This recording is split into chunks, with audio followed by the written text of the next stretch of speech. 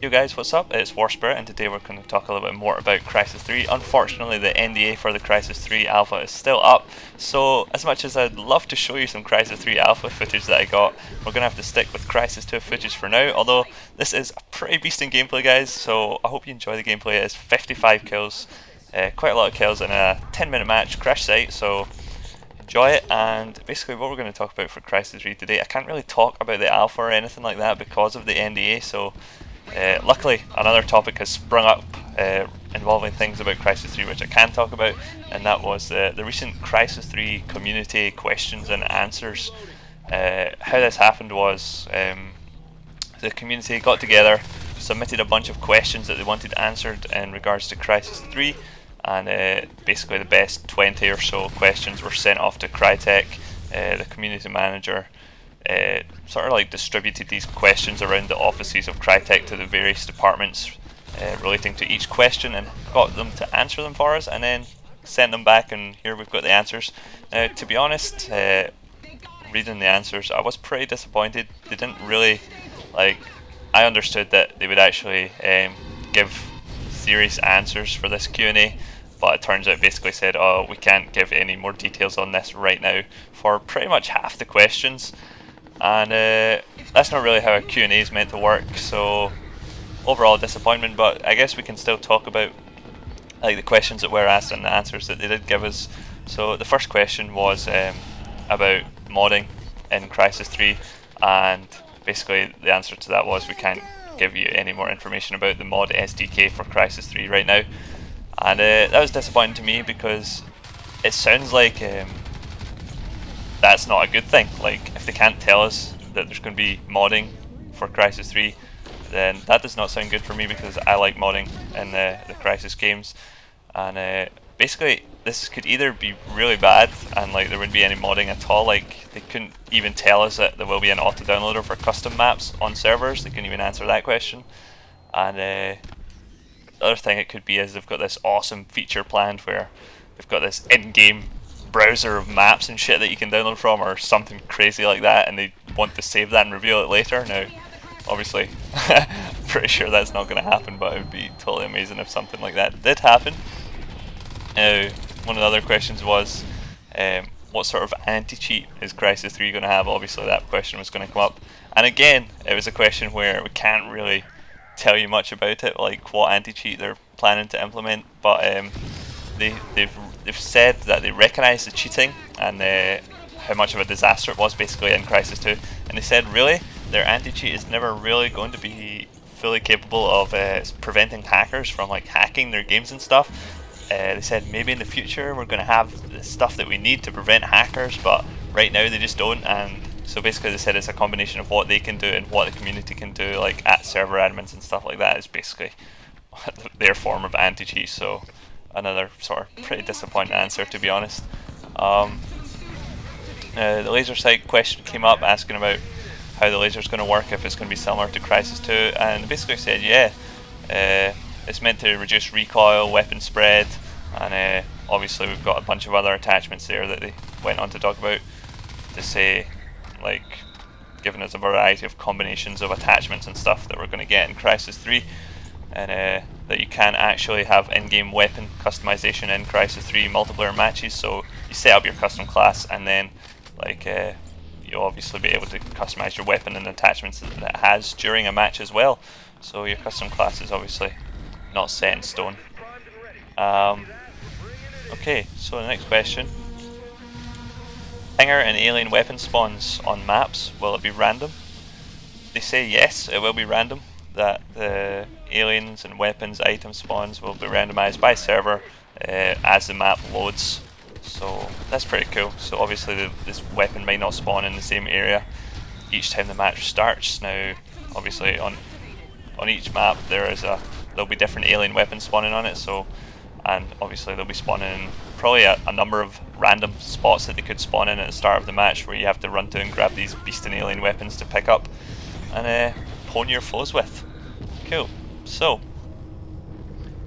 one of the other questions that interested me was competitive scene for Crysis 3, yes or no Crytek, and currently they have no plans to enter into this area. Now one thing they did say was that if the community itself manages to get Crysis 3 into some sort of big competitive scene and success, and Crytek are going to seize that opportunity and leap in and try and support us and help us out in that regard. But basically they said if we don't get it to happen, and if it doesn't happen, then we don't really care. Like, it's none of our interest really, competitive play. So no support unless we fucking act on it ourselves. One of the best answers that we did get from this Q&A was, well, the question was, does sprinting get cancelled when taking damage? And basically the answer was no. So there's no sprint cancellation in Crysis 3. Woohoo! Thank God for that. I hate sprint cancellation. It's so annoying in Crysis 2. So no more sprint cancellation. You're getting shot, you can keep on sprinting away from your enemies, and it's all good. And you have obviously infinity sprinting ability as well, so you don't ever need to stop sprinting, guys. Basically, that's what they're doing. Another straight answer that we got from Crytek was that there is in fact not going to be a health meter on the HUD at all. Basically, HUD, your health is going to be determined by how much blood is on your screen, so it'll just be the same as what's in Crysis 2. Unlike Crysis 1 and Crysis Wars, who both had little like green health bars and stuff.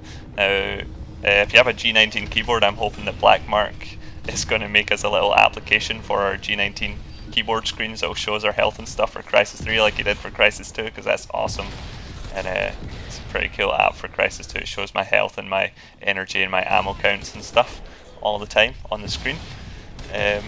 So he can make that for us for Crysis 3 since Crytek don't want to do it. Another straight answer was that consoles are not going to have dedicated servers. PS3 and Xbox guys, you're going to have peer-to-peer networking for your servers. So basically what that means is some guy will be running the server off his like Xbox, and depending on his location, you guys will all be sort of like pinging towards him. Your pings will be determined by his location or her location, depending on if we get any female interest in Crysis 3, maybe. I should just realised I missed out a question here. One of the questions was, why did you add more area of effect explosives after seeing nearly all dedicated Crysis 2 servers banning the LTAC? Basically, in Crysis 2 everyone hated the LTAC, and so they're adding a bunch more explosive weapons into Crysis 3. Why? Well, it's actually okay because the alien weapons in Crysis 3 have limited ammo, very limited ammo, and there's obviously not many of those alien weapons on the map, and not everyone will be able to get their hands on one all the time like the LTAG in custom classes. And actually they even said that the LTAG is going to be in Crysis 3 again. That is really horrible. I do not want to see or hear that weapon in Crysis 3 at all. I don't know why it's coming back. This is the worst weapon ever invented. Whoever came up with the idea of the LTAG is, I don't know, man, that's the worst weapon. Oh my god, you need to be shot.